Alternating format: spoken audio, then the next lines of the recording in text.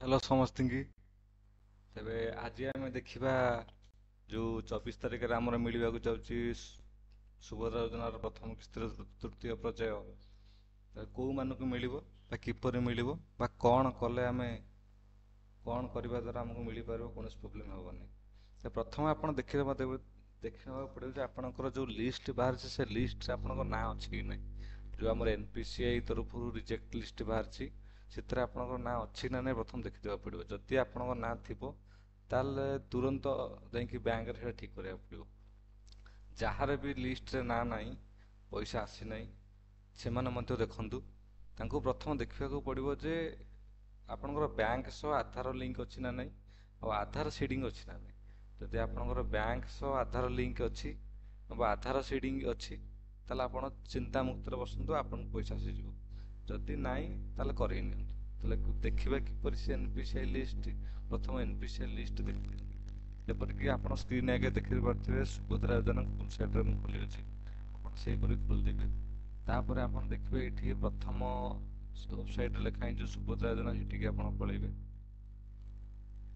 ତାପରେ କିଛି ଏପରି ଇଣ୍ଟରଫେସ୍ ଆପଣଙ୍କୁ ଦେଖାଯିବ, ଦେଖନ୍ତୁ।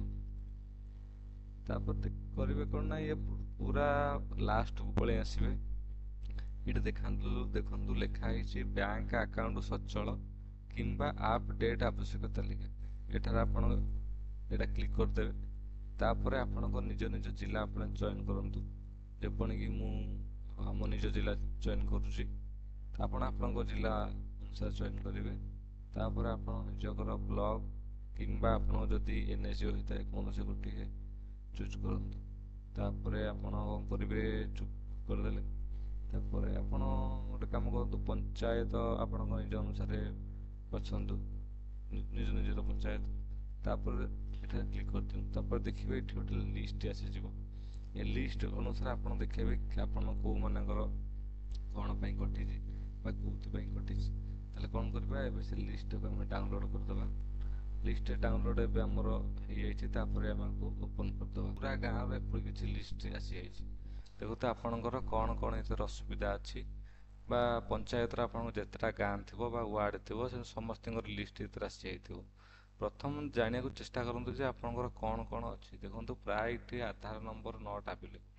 ଯଦି ଆପଣଙ୍କର ଏ ଲିଷ୍ଟରେ ନାଁ ଅଛି ତାହେଲେ ତୁରନ୍ତ ଯାଇ ବ୍ୟାଙ୍କରେ KYC କରାଇବା ସହ ଆଧାର ସିଡ଼ିଂଟା କରେଇ ନିଅନ୍ତୁ।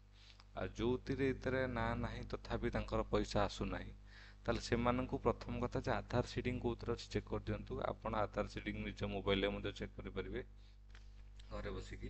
ନହେଲେ ନିକଟସ୍ଥ ଜନସେବା ବା କୌଣସି ସାଇବର କ୍ୟାଫେ ଯାଇକି ଆପଣ ଚେକ୍ କରିପାରିବେ। ତାହେଲେ କେମିତି ଚେକ୍ କରିବା ନା, ସେଇଟାକୁ NPCIର ଅଫିସିଆଲ ୱେବସାଇଟ୍କି ଯିବେ ହେରି। ଆପଣ ଗୋଟେ କାମ କରନ୍ତୁ, ଯଦି ନିଜେ ଜାଣିପାରୁନାହାନ୍ତି ନିଜର ପାଖରେ ଥିବା CSC ପାଖକୁ ଯାଆନ୍ତୁ, କିମ୍ବା ଆମ୍ଭକୁ କମେଣ୍ଟରେ ବକ୍ସରେ ଆପଣଙ୍କର ଆଧାର ନମ୍ବର ଲେଖି ଛାଡ଼ନ୍ତୁ। ଆମେ ବି ଯେ କହିଦେବୁ ଆପଣଙ୍କର ବ୍ୟାଙ୍କ ଆକାଉଣ୍ଟ ସିଡ଼ିଂ ଅଛି କିମ୍ବା ନାହିଁ।